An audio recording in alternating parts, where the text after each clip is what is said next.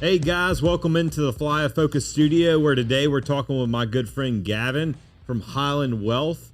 We're excited to have him in here as a fellow soccer dad, financial wizard, and just a really great friend. I'm excited to have him in to kind of talk about all things financial markets, maybe mix in a little bit of real estate, and just hear his whole story. So Gavin, welcome in, man. Dude, thanks. Yeah, appreciate it. Yeah, glad to have you on, man. I guess first off, just so everybody knows kind of who you are and what you do, just kind of give them a high level of who you are and what you do. Yeah, for sure. So name is Gavin with Highland Wealth. I'm a partner there with my business partner, Jeff King. So we've been at Northwestern Mutual for, sorry, I'm like camera, don't know where to look. It's like the, You're good. It's also on camera. You're like, they're looking all around. You can't find it. Right. All right. Sorry. So I'm right here. So, we both had individual practices and merged our practices together and created this company 4 years ago. And so, that's kind of it. Yeah, it's really cool. I mean, to see the growth of what you've done over the last couple years has been absolutely amazing. I mean, It's been fun to watch. I can definitely tell you've been pushing and grinding and doing the damn thing, you know? So, it's been cool to watch. So I guess where'd you grow up? Kind of the background of the story and tell people about that. Born and raised in Alexandria. Metropolis, dude. Yeah, dude, it's man, it's huge. So, but it was an awesome place to raise a family. So I had a really good childhood growing up. Went to Alexandria Senior High, ran track and cross country, and then actually got a track scholarship to ULM, believe it or not. Yeah. So some people don't know that, and some people don't believe me when I tell them now.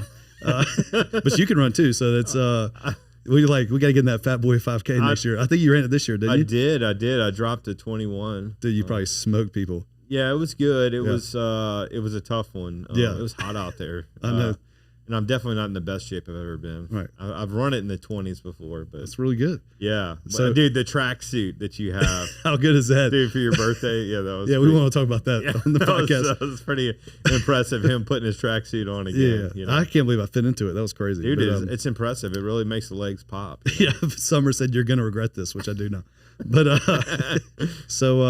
went to ULM for 1 year and it just wasn't for me. Like, we ran crazy amount of miles and I really just didn't like the school.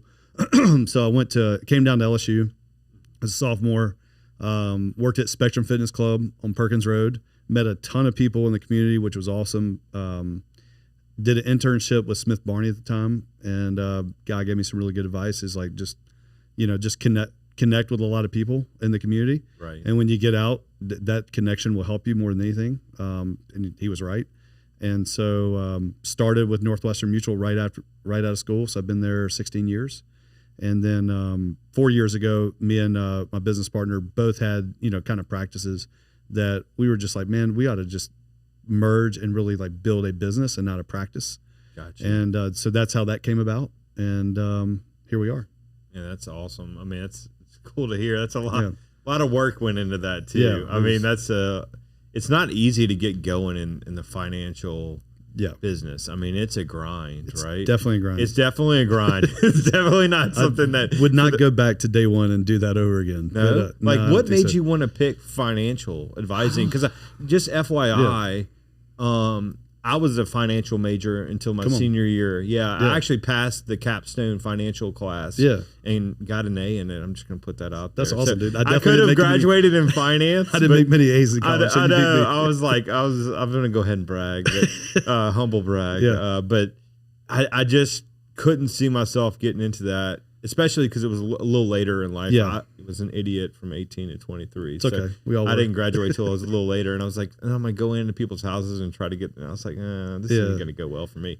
But so, how was that getting rolling in the financial space, and why did you do it? Well, the thankful part is my parents are very entrepreneurial. So my mother has a cosmetic company, and had my whole life. So I actually started working with them when I was like a kid. I had to ship makeup, believe it or not. So put makeup in boxes, put a shipping label on it, send it out. So, and my dad made me, it was just very like, we always had tasks and things to do, but I always like watched them. Like, they didn't have a steady paycheck. Now, I didn't know, the finances and things like that, but I definitely they were every sporting event, every cross country meet, track meet, Never missed anything. That's a good part. And she made me listen to Zig Ziglar tapes. I love him. To her I would go to her conferences on like Saturday mornings. You know, they have like a monthly conference, so she would be listening to Zig Ziglar. So that like got into me. So I wanted to do some entrepreneurial, and I wanted to do something in sales. So that was really like the fit that I found. It just like landed across my desk. Okay. And when I was at Spectrum, the smoothie desk. The smoothie. Yeah. Well, no, dude, I've heard. I made a mean smoothie, so that's why I met your wife. Yeah, so. That's where we have the connection, right? Yeah. Julie worked at Spectrum, and y'all are connected, and that's really how we met and how we've connected really deeper. Yeah. But she told me, dude, about you hustling and grinding on the smoothie bar. Dude, you were making more money than the general manager because you were selling freaking memberships, and like, so the general manager was having to write checks to you because you were such a good hustler. They weren't happy with me. So I mean, you give me a system to work in, I'm gonna figure it out. So. I mean, that's the telltale sign. That's it, man. Yeah. So me and Julie, she's one of actually my longest friends in Baton Rouge, believe it or not. Right. So it's really cool to like still have that connection with her, and now you and man, she used to come down to the smoothie bar in between her training sessions. And we used to talk shop. Who knows what we were talking? Just we were idiots, but for sure. But she definitely took care of me, you know, because she's a little bit older. Yeah. But like a little bit wiser, obviously. She still is wiser. She is. So she definitely keeping this train on the track. Yeah. So she was kind of like, you know, mama, like keeping me like, and I would talk to her about my girl problems and my like all the stuff. So it was awesome having that connection with her. Yeah, no doubt. I mean, I always think it's funny hearing that story about you selling their memberships, because it just tells you from a young age that you were just going to hustle no matter what, right? Yeah.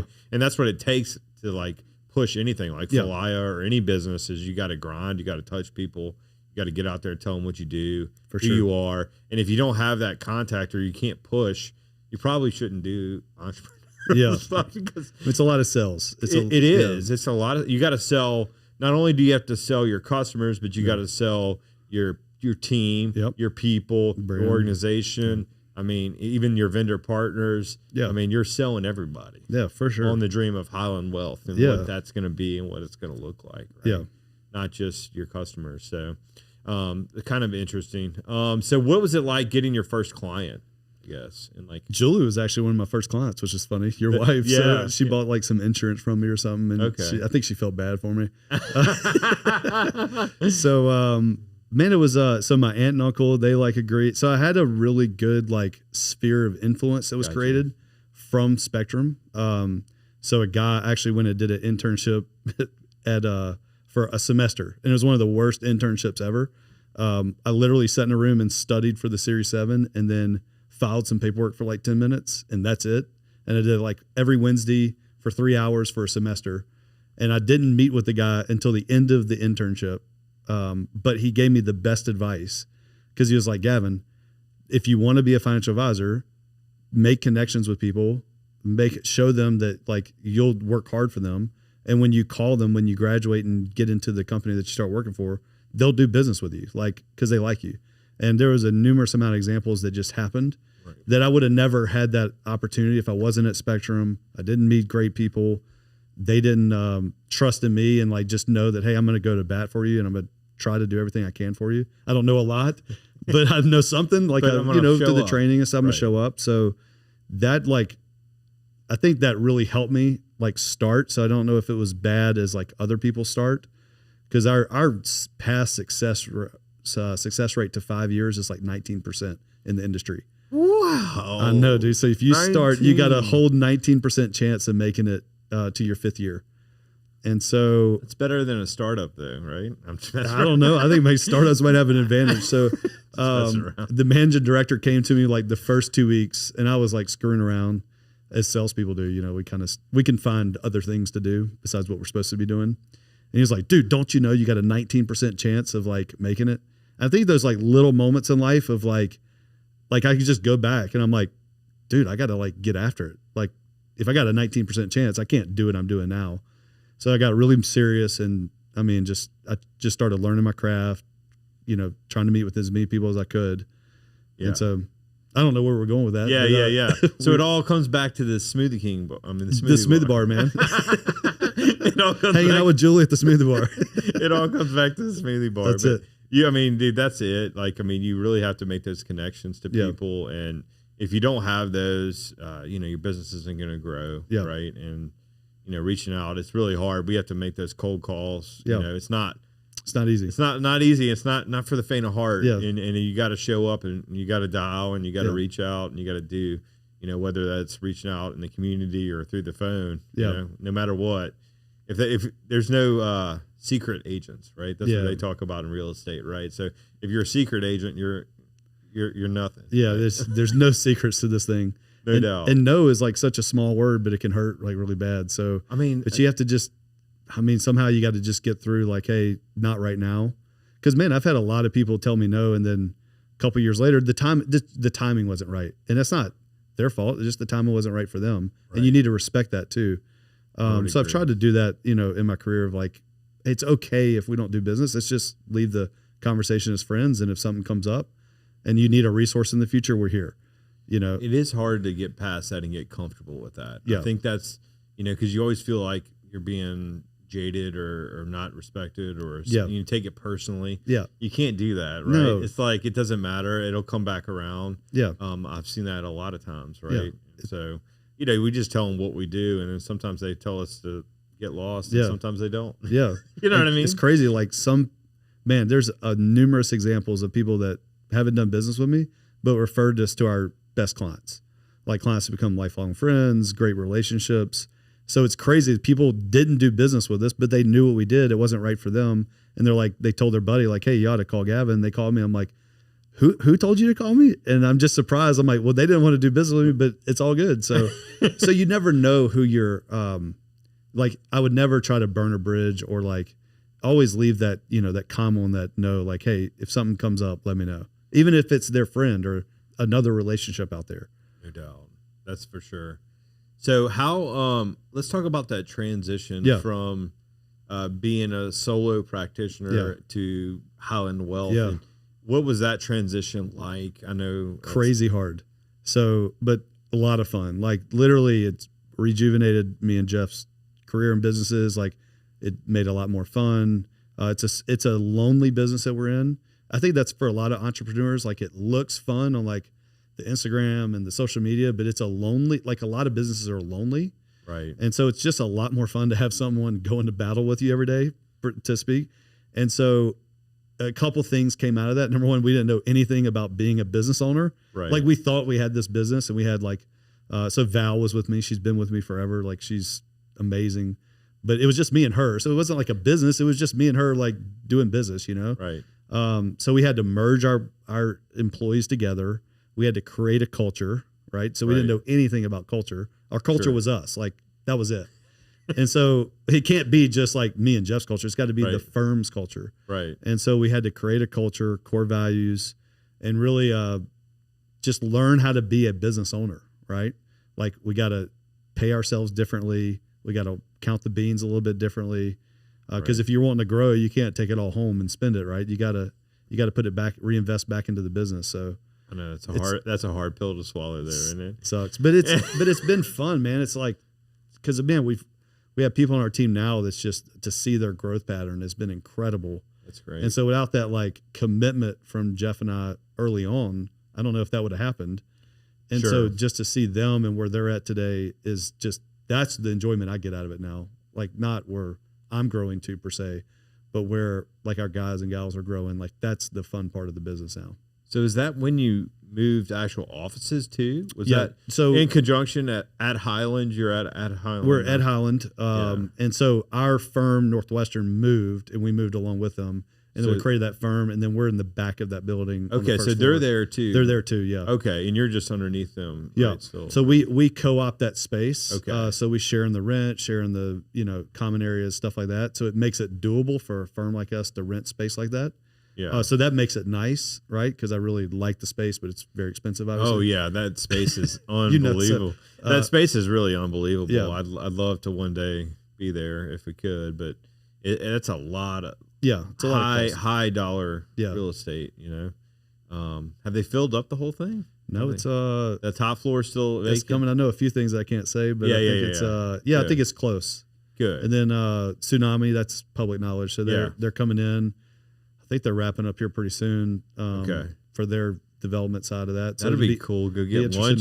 Go get lunch with the client right so there. Julie's going to make me probably buy her sushi now every time. Dude, that's right. We went that time. I know we love it. Dude, I love sushi. Sushi for lunch is good too. It's a little So I light. can get you to come now because I got sushi. Yeah, that's right. There we go. I'm down. I'm down. We ate. You and I demolished. We smoked some sushi, dude. Julie was like, "What are y'all doing?" I was like, "Let's go for it." Yeah, I worked out this morning. I'm feeling frisky. You know? Don't have to eat dinner. You know, exactly. Get jacked up. Yeah. So, how many people are on your team now? So we're at 10. 10? Float between like 10 and 11. Okay. So we have 6 advisors and between 4 and 5 like operational side of the house.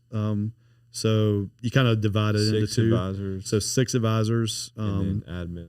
And then you got 6 operations. So we got onboarding, investment operations, marketing. We have a fractional marketing team that helps us. We have a planning associate that runs all the financial plans and stuff like that. And then we got a couple of assistants underneath those jobs that we use interns do those roles.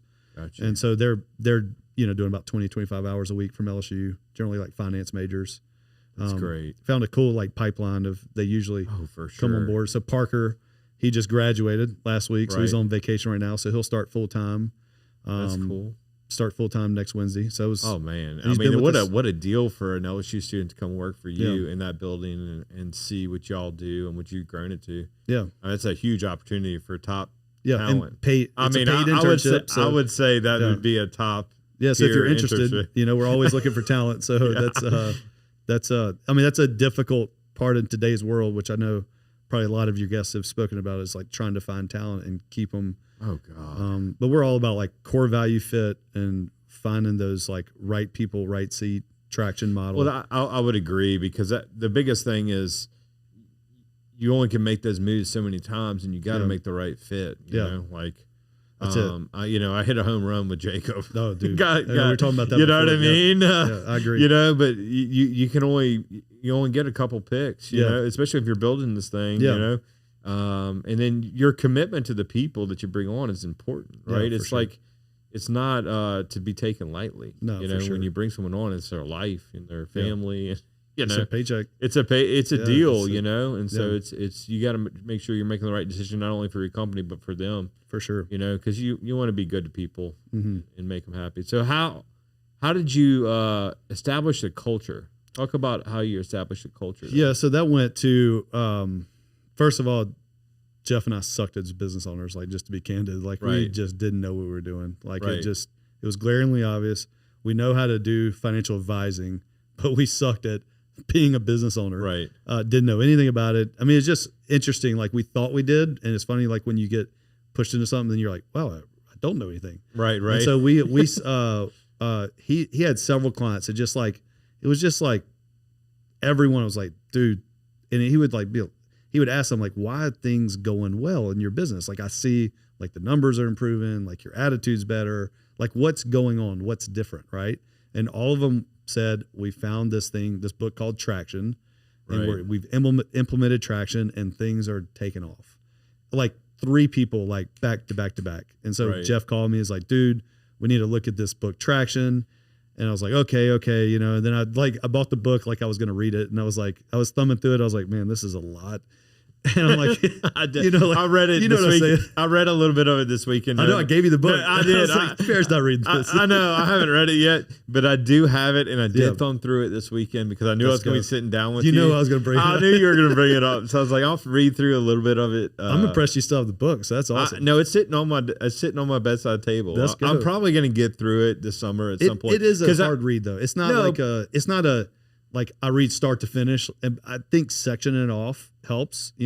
I'm like a guy that reads not all the time. I'm so busy, man. I mean, dude, I was working till 8:30, 9 o'clock last night. When your head hits the pillow, it's over. Yeah, dude, it's over. I want to Netflix. I want to go numb. I don't want to read about business. I don't want to read after coming out of business. No, dude. But sitting by the pool or sitting at the beach, Julie's reading a book. I could read Traction. Like over the summer, I might read it. Yeah, maybe like take a chapter and and read it while I'm at the beach and go jump in the water and then veg out. So we found a guy locally, Cullen Talley, who started implementing or became an implementer for Traction, and had a meeting with him.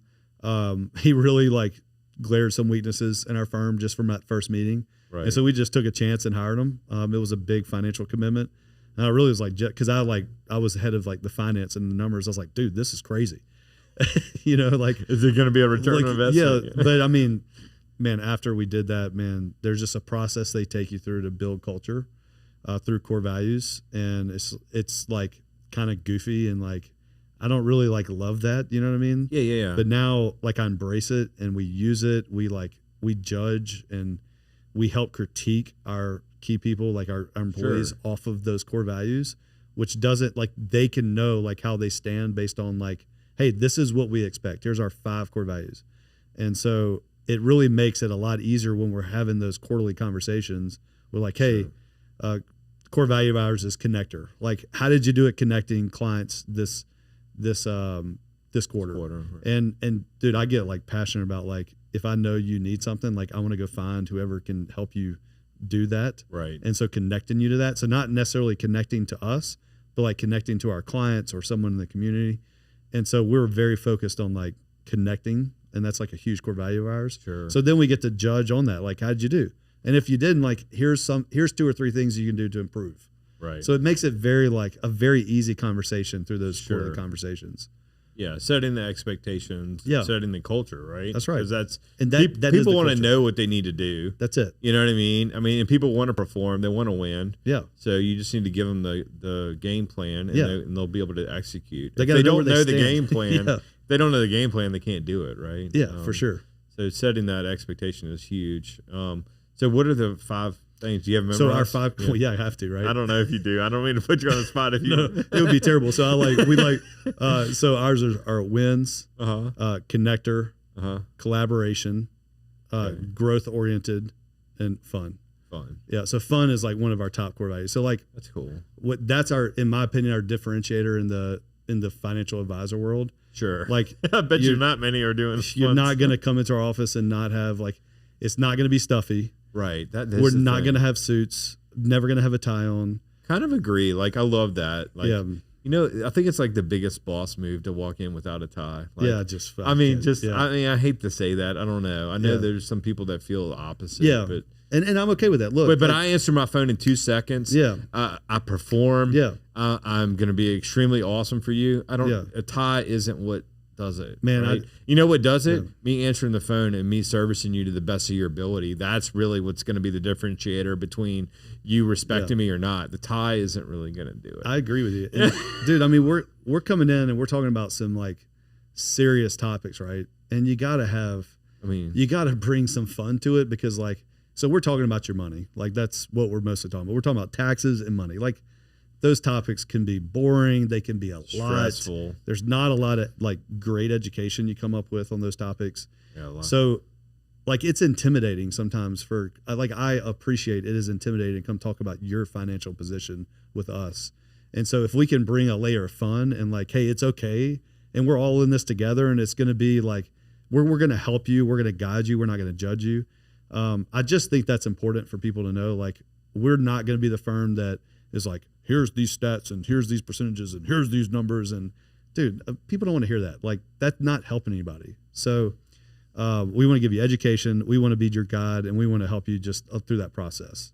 I definitely think if you approach it with fun, people are going to be more embracing into what you do. For sure. And instead of that, like, they're going to be like, oh my God, I'm back in school. Or I'm like, well, you've seen like, okay, if you envision financial advisor in your mind, like you envision like suit, tie, like I have a guy in my mind like that I envision. I'm like, oh my God, if I had to go meet with him, I'm like, I'm out. You know what I mean? So, and I kind of agree. I think even the younger generation, they're going to embrace that even more. Sure. I think the older generation is and too. I think like there are probably like some they're flipping, man. Like it's crazy. Like, well, the older people like my dad, you won't catch him. Dude, you're not going to catch my dad dressed up in a tie anytime. No, he's got sandals on, shorts. No, awesome, so. I mean, not anymore. I mean, every now and then when he goes out to dinner, he'll throw a blazer on top of his shirt. There's a time and place, but you don't have. It doesn't have to be our office. Yeah. Is my contention is like you don't have to dress up to be in our office. Right. Like we're there to talk about other topics besides your dress code. So that's just my you know. I've just been passionate about that for a while. So. Well, I'm sporting the Falaya t-shirt daily. I love it, dude. I mean, dude, I just got the last one, so that's dude. You got the OG t-shirt. I'm trying to find t-shirts for the summer, man. I need to I need some good t-shirts. Got to represent, man. That's one of the soft ones. That's the best one. I like the soft. Man. We got to have like that comfort. I agree. I agree, man. That Viore, I've been wearing. I like Viore, dude. Yeah. I'm gonna tell you what, man. That stuff is so solid. It's good. It's expensive, but man, it's good, so good, dude. I mean, I definitely game with that. I wish we could get some Falaya shirts with that, but that's you can, dude. Yeah, I know you can. Just got to pay. It's just gonna cost you like $80 for a t-shirt. That's okay. It's okay. Yeah, maybe one day. I don't know. You'll be there soon. Yeah. So in real estate, right? Mm-hmm. They're always asking me, "How's the market?" You know what I mean? Like that's the question that I get all the time. Yeah. So how would you answer that right now? How's the market? How's the stock market or the overall market? The overall market. Yeah. So, like it's the biggest predicted recession in the history of recessions to right. come. So we don't know if there's going to be a recession or not. A recession is defined as like 2 decreases in quarterly GDP. Okay. Right. So that definition's been tried to be changed here in the last while, but right. whatever. I think extremely strong labor market right now. Right. That's starting to weaken, and that does need to weaken for some things to work themselves out, I think. Right. How's the stock market going to react? Just went to a conference last week. Half the times in a recession, the market goes up, half down. So we don't know how the stock market's going to react. We do think, so our wealth management company thinks it's going to be a mild recession. Right. I think we're already entering in that to some degree. Right. It's definitely different. The economy as a whole out there. I mean, the prices of things are noticeably different, right?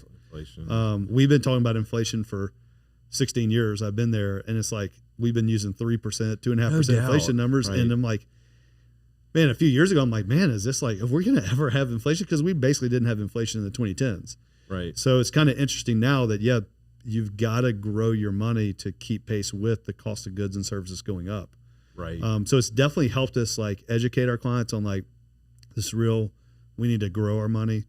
We can't just sit in cash, right? And be I would okay. agree. You can't sit in cash right now. So you can't. But I think we're going to have a lot of opportunities. I think the real estate market. That's one thing I was going to bring up to you is like real estate seems to be somewhat of a hedge on inflation because typically the price of real estate is going to go up because you can't replace it. Yep. And you can always increase your income, from rents. And so real estate's a good hedge on inflation, in my opinion. So how does that work with talking to your clients about diversity and like diversity of investments? And do you have those type of conversations? Absolutely. So we are not opposed to real estate at all. Some advisors aren't. It's honestly just they because can't get compensated on it. I mean, that's what I'm saying. Yeah, I mean, so honestly, it's no offense. It's somewhat selfish because you're not getting a percentage off that money. If Julie moves her money into a rental, that's $300,000 out of our fund, and that's a percentage of 1% of that. So we're really changing kind of the way we go to market, right? In that, so we're engaging a lot on a fee-based arrangement where it's just to pay for time and advice, and it's not a product sale. Okay. So that allows us to give you a holistic approach of like real estate is a phenomenal investment for a lot of our clients because it provides a couple of different things. Right. So why do we buy real estate? Appreciation, income, and depreciation. So I mean, last year, if you bought a property, you can potentially cost segregate that property, take 100% of that depreciation. If you're a real estate professional that we love working with, you can throw that against your ordinary income. So there's some tax strategies out there that we're really helping people utilize and become aware of. Right. And real estate provides a lot of those tax strategies. Right. So it's really interesting though right now, like in the residential marketplace, and you can speak to this better than anybody. So interest rates, saw yesterday back up to 7%. Right. You think prices of real estate would drop crazy because a $1 million house and the interest you'd pay, but there's no supply. We haven't been building houses fast enough since 2008. So you kind of got this perfect storm where it is. So what's going to break first? I don't know. Seems like you got a pretty good grasp of it. Yeah. So it's what I'm very interested to see like what's going to happen because we're interested. Me and my wife is like man, could we get some deals in the next 6 months? I don't know. I firmly believe that there's going to be huge opportunity in multifamily in the next 3 to 5 years. Because people are going to have bought things in the height. And they'll have bought them on ARMs and other adjustable rate mortgages and balloons, and they're going to get hammered. Because what they bought it for was cash flowing at 3%, or 4%. But now it's with commercial loans, 7, 8, you're 9, at 8.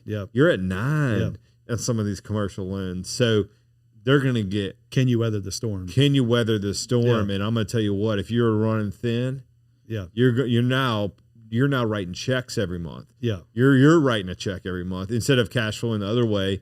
And then you've also got the risk of, things going wrong and writing a check. And so I think there's going to be a lot of struggle in the commercial space or multifamily or office space in the next 3 to 5 years because of the structures and how they were financed. Yeah, for sure. You know what I mean? You look at, if you have a 5-year ARM, 2020 is the year, when stuff started getting crazy. 2025, right? It's going to be 2025, it could be. It's going to be on, dude. 2025, 2026. I think that's going to be some huge opportunities for. I think we still got a little bit of runway this year and next year of really good stuff happening.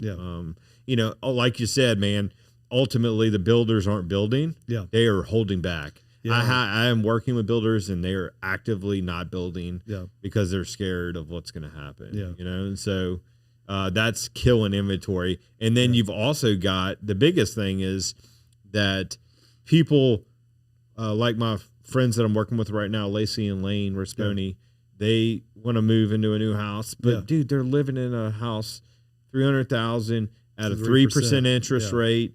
They're paying $1,600 a month, and they want to move up. They have. She's a lawyer, they have the and he's an executive at a big firm, and so they have the cash. But do they really? It's going to have to be perfect for them to make the move, and it's not because that house now turns into a rental. If they move up, they're going to they're going to keep it. I would advise them to do that. Honestly. So that's I would definitely which it gets taken out, which we're not even talking. So it's just the bottom line is, especially in the $600,000 to $700,000 range, that mid range, a lot of pressure because the people that are locked in at the 250, 300 range that you typically move up to buy those houses are not moving up to buy those houses right now because they're holding back.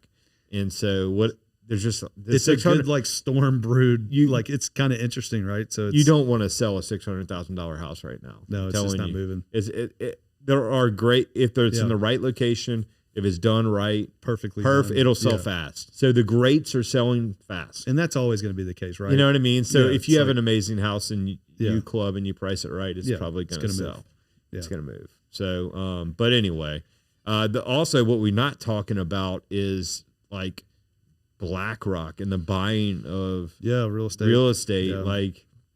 What are your thoughts on that? On big hedge funds? Well, I think it's kind of failing at this point, right? They're moving out of that space. I'm not as familiar with that situation. Now, I was familiar when they were getting into it. I think they thought it was a little bit too easy to go buy houses and then flip them and use their metrics. And they thought just the prices are going to go up. So I think they're pulling back on that. I think they are too, a little bit. Real estate is very personal too. I think it's a personal asset because you can.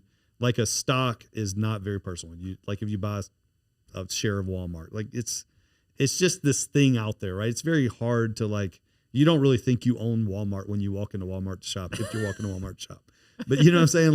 But if you own a piece of real estate, you can go by and touch it, you can go by and see it, it's yours. That's why I love it. It's a personal asset, right? So to get a big, fund in there buying a lot of residential real estate, it seems to be I would caution that. I don't think that's going to work out. I don't think it's going to work out either. No. When I first started Falaya, they were, all these people are telling me what I need to do. Right? Yeah. Everybody's got an opinion, you know. You need to do this. You need to do I've this. probably given you a few of my opinions. Absolutely. Some of them are good. Some of them are good. I'm going to read that traction book. There you go. I'm just kidding. But they told me you need to, that was when iBuying was huge, right? Yeah. Falaya needs to be an iBuyer. Yeah. And they need to be an iBuyer. And I was like, no, they don't. Yeah. I was like, I can tell you right now, they're going to get Rick rolled. Yes. And I was like, you don't even know what's coming. I was like, and fast forward 5 years, whoop, boop, Barrett was right. Yeah. I would have been Rick rolled. I'd be out. Yeah, I would have gone bankrupt. It would have been dead. Yeah. Company would have died this year. Pretty quickly. If I had made this decision, right? Yeah, I'm glad you didn't. Yeah, I know, right? Yeah. So but the bottom line is you can't control it's so real estate's so hyper local. Yeah. And then being able to manage all those trades that you gotta have to support it. Yeah. And like it's like team of people you've got to have a team in each market. And I mean, you could do that at scale with maybe 5 or 6 cities. Yeah. But the whole country, that's not realistic. And you're not going into Alexandria. No. You're not going into Monroe. And it feels like that's what they were going into. Yeah, exactly. Like you're never going to go into those smaller markets. Like if you really want to do it in Phoenix and you want to build a team in LA, you could probably make it work on that scale in some of those cities and have a maintenance team, an AC team, a plumbing team. Yeah. And really do that in the bigger markets. But these tertiary markets, which is why Falaya is going after the Southeast, right? We're going after the Southeast for that reason, is that there's a lot of opportunity there.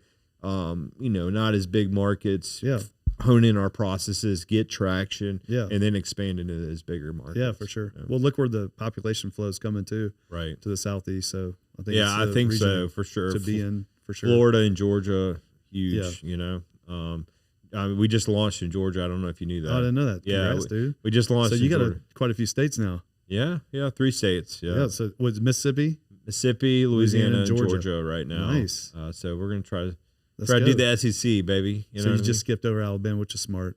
I mean, it really just came down to licensing. No, I'm just it just came over it. It came down to licensing. Actually, I love Birmingham. Yeah, I think Birmingham is amazing, and what they're doing in Birmingham, that city is amazing. I got a friend that just moved there. Mm-hmm. They have an amazing tech scene that's happening.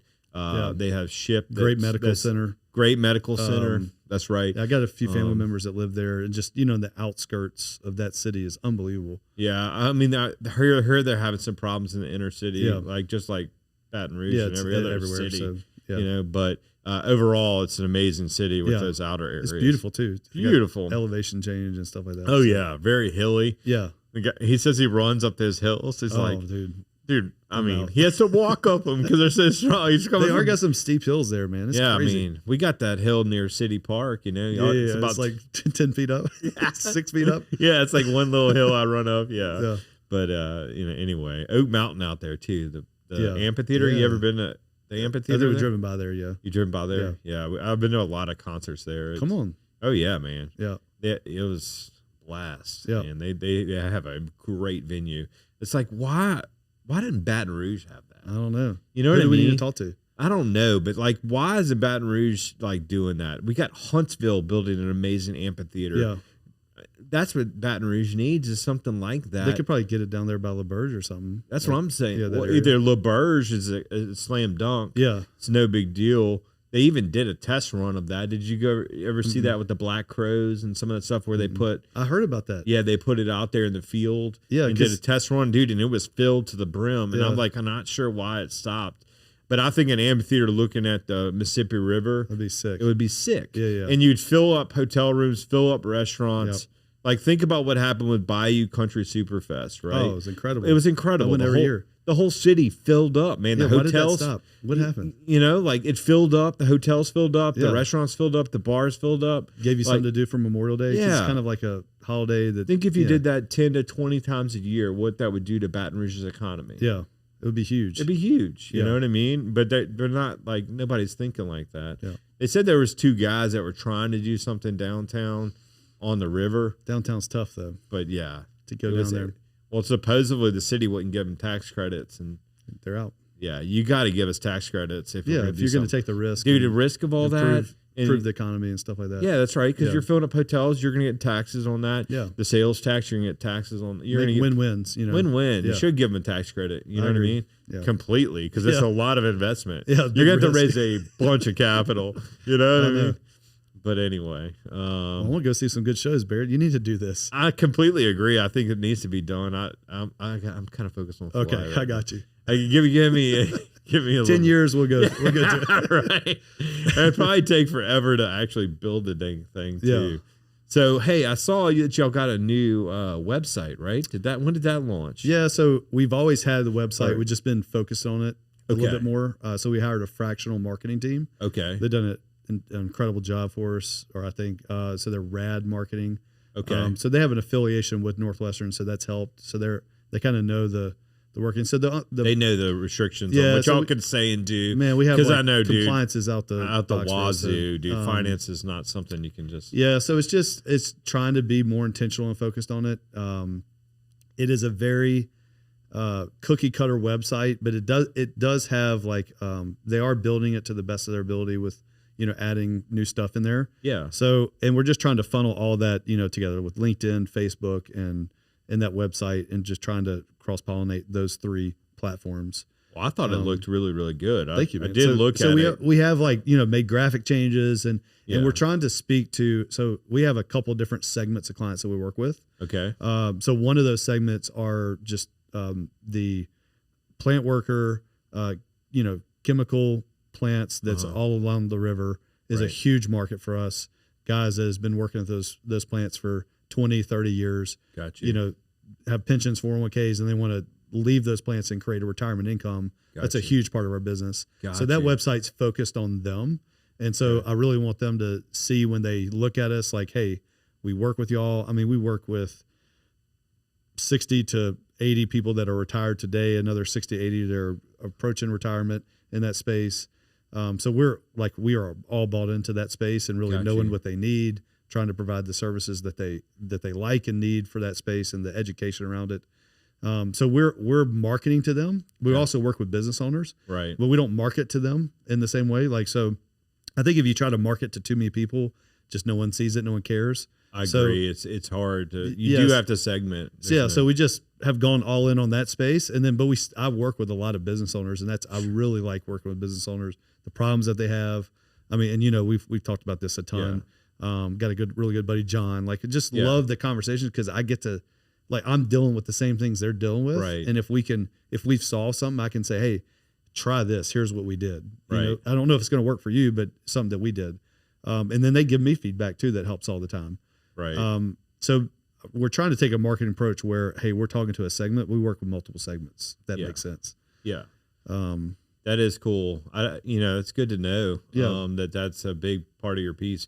I mean, those guys retire and they put in a lot of work. Oh, a ton of work. Yeah. And they should be taken care of, and they should definitely be able to be set up. And just got to do it right, Yeah. And it's someone with the experience that's it is important because you make the wrong decision, it can, you can't make the decision. So, or you can't make you can't make a mistake when you're their age. So if you're 55 to 60, the biggest thing that I preach is like, you're in the critical 10. So 5 years before, 5 years after retirement, you are unafforded a big mistake. We're still young enough. Like, I know we're getting a little bit older, but we can make a big mistake and recover.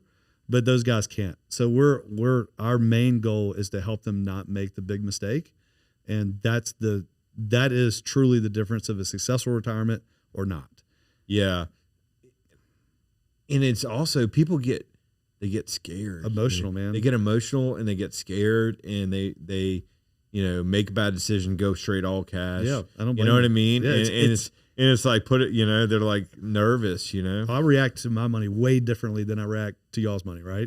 And so, because I'm not emotionally attached to it. Sure. Y'all are. So, and so I think that's where the value that we bring into play is, like, you need that outside judge to say, like, hey, am I thinking rationally or am I thinking emotionally? And then typically it's emotionally if it's about your money. And then we can provide education, like, okay, let's pause that. Here's the facts, right? And based on those, do we still want to make the same decision? And a lot of times they make the right decision then.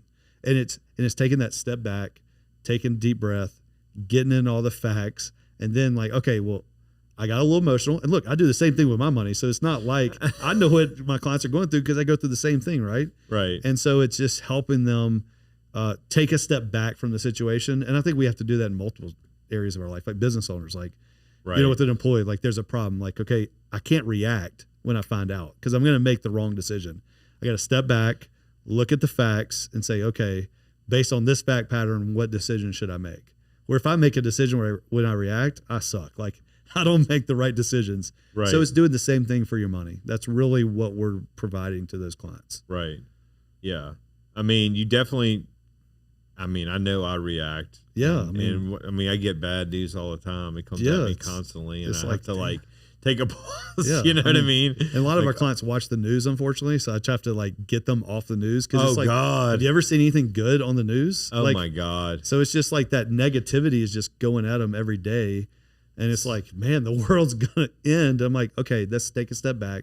Number one, why are they talking about what they're talking about? Well, they're there to sell advertisements. Oh. Unfortunately, the news now is there to sell ads. That's a fact. And they're trying to get you scared and coming back and watching. I need to watch. The best thing they want is a crisis. That's it. Because everybody tunes to their TV and doesn't leave, right? Yeah. You're glued to your TV when coronavirus was going on. Everybody was on TV. They weren't at work. They were on TV. We were all holding our breath for 10 seconds to make sure. They were rolling. Remember, they're like, if you can hold your breath for 10 seconds, you don't have it. Never like, I remember doing that in the bed when I'm like, what am I doing? What am I doing?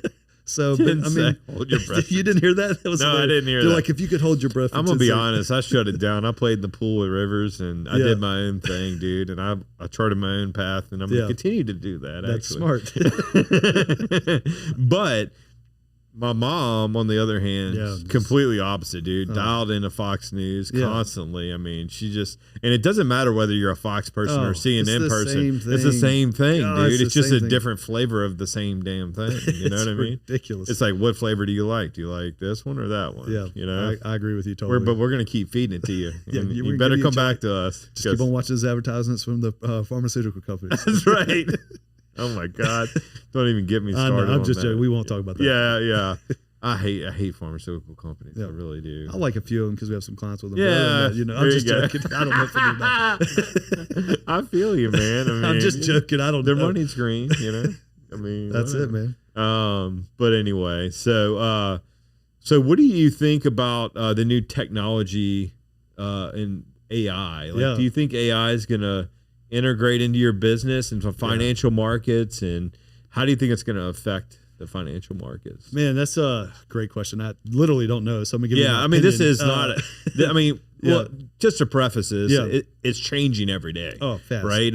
Jacob and I are using it to write scripts that we're going to film on the green screen later. We're using it to send emails out and clean up our verbiage. We're just constantly using it for things. So so I think we're going to implement that for sure. Yeah. Just learning from y'all before the podcast started, which is awesome. So I came in here and got a little lesson on AI, which is awesome. Right. So I think we can definitely utilize the tool to do things to help us be more efficient, which y'all are doing. And y'all have proof of concept. It's working. Right.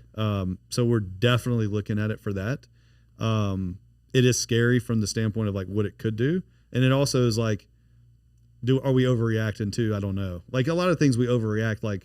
If you, there's always a good saying, we grossly misrepresent what we can do within a year, but vastly underestimate what we can do in 10 years. Sure. So is that true with AI? I don't know. You know what I mean? Where are we going to be in 2033? If you think about it. Yeah, will it take over the world? I don't think so. I think there needs to be some sort of there was a story this morning we talked about where someone did a fake picture of the Pentagon getting blown up, and the market went down 30 points pre-market, and then it came back up because it was determined to be an AI picture created. So that is scary. Where did it get outlet? Do you know? I don't know. I saw it on Twitter, so I don't know.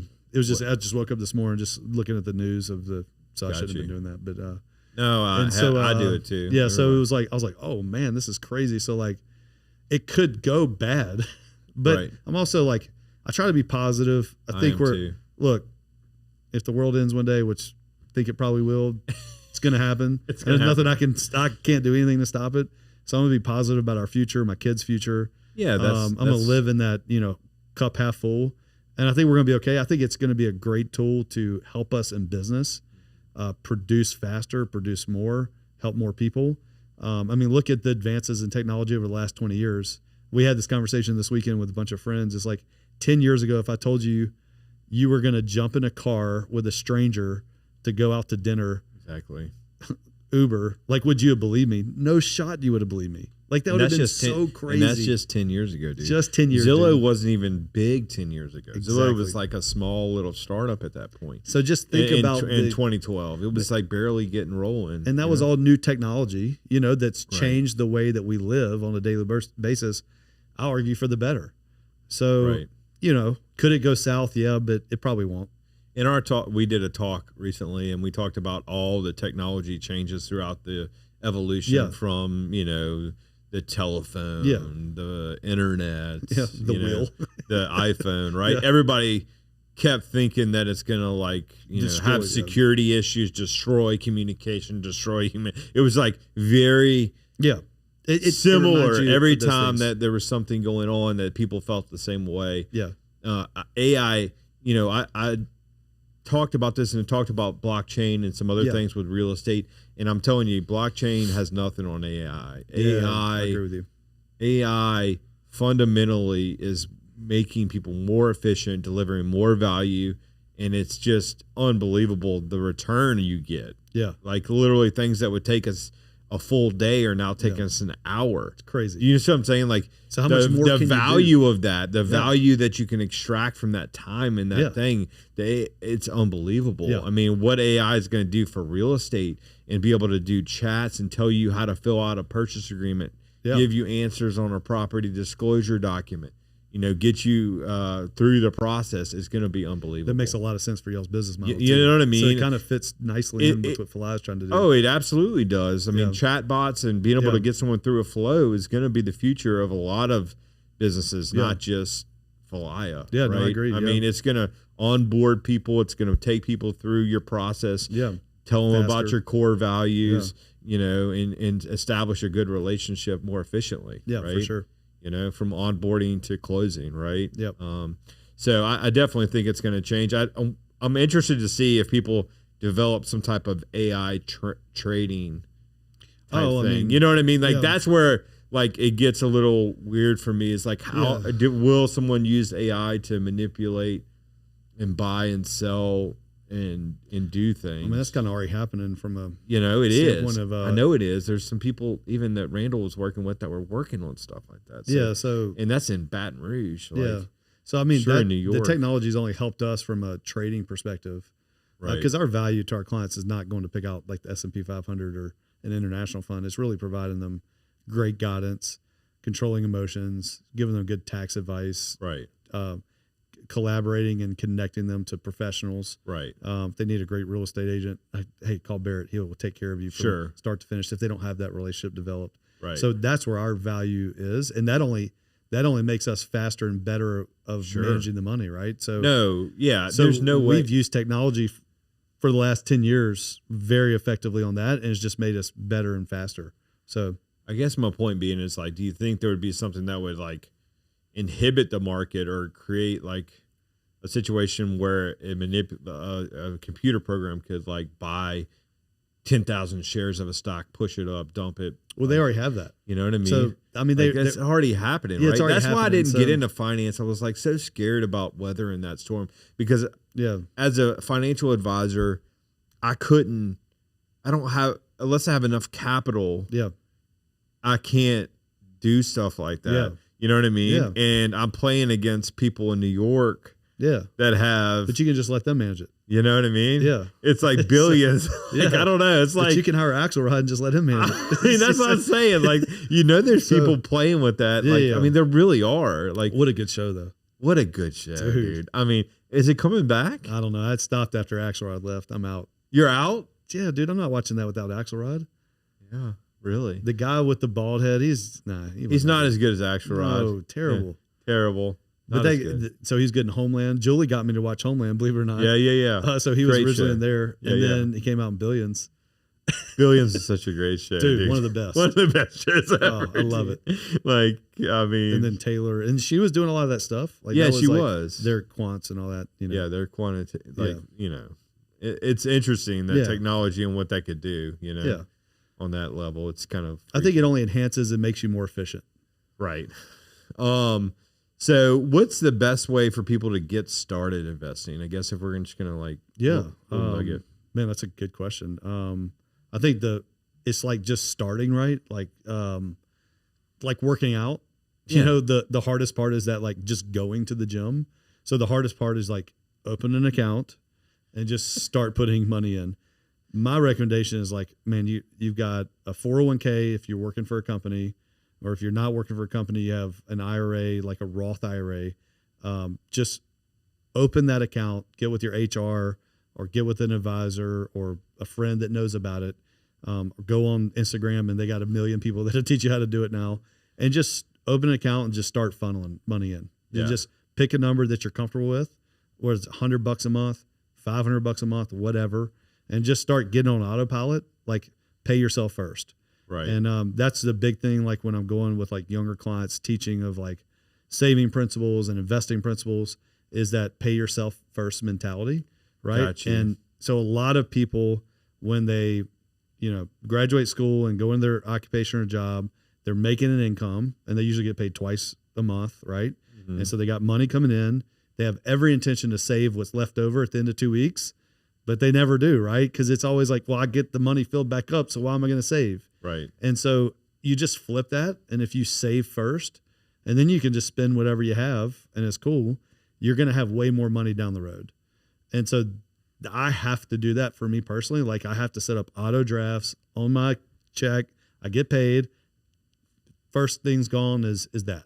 It's going to investment accounts. It's going to, my retirement accounts. It's funneling money in there, and it's done. Me and Summer don't have to think about saving money or investing money anymore. Now we get a certain amount of money, and we can live on it and do whatever we want. And that's the best way, in my opinion. Right. That helps. It's a good point. Yeah. It's just like, just pay yourself first. Just think about like, set pay up yourself first. And you're going to be able to do the same things you've done anyway. I mean, how much waste do we have just in how much we spend on 2 weeks, I agree. I try not to waste too much anymore, though. I'm going to be honest with you. Yeah. Julie and I don't do much, man. Yeah. We really don't. Right. The biggest waste I have is Falaya, right? Yeah. So will it go to the moon or not? Yeah. That's the kicker, and I'm doubling down on that investment. Yeah, well, you should. That's know what I mean? Yeah. Which it's doing extremely well, but yeah. Time will tell over the next 5 years. I think it's going to take off. So yeah, I agree. Kind of excited about it, but. Well, Gavin, I appreciate you coming on, man. No problem, man. It was fun. It's fun, man. Yeah, I definitely enjoyed it, man, as always. And for sure. Always fun hanging out. Yeah, definitely see you on the soccer field. Yeah. Tell people how they can get in touch with you if they want to invest, if they want to see what you're all about. Yeah, so just check us out on Facebook, LinkedIn, Highland Wealth, Baton Rouge. You can message us. We'll get in touch with you. You can schedule a meeting through our website, highlandwealth.nm.com. But just Google us. We're out there. Cool. Yep. We'll drop that in our comment section on YouTube and all that too. So if y'all need anything, reach out to Gavin. He's a great guy. And we'll see you next time on the Falaya Focus Podcast. Hey guys, I wanted to take a second and say thank you for watching the Falaya Focus Podcast. At Falaya, we are reimagining the way real estate is bought and sold. So we need all the love and support we can get to grow our movement. Please tell all your friends and family about all the great things that we have going on here at Falaya. Please like, share, and subscribe to all of our content, and we'll see you next time on the Falaya Focus Podcast.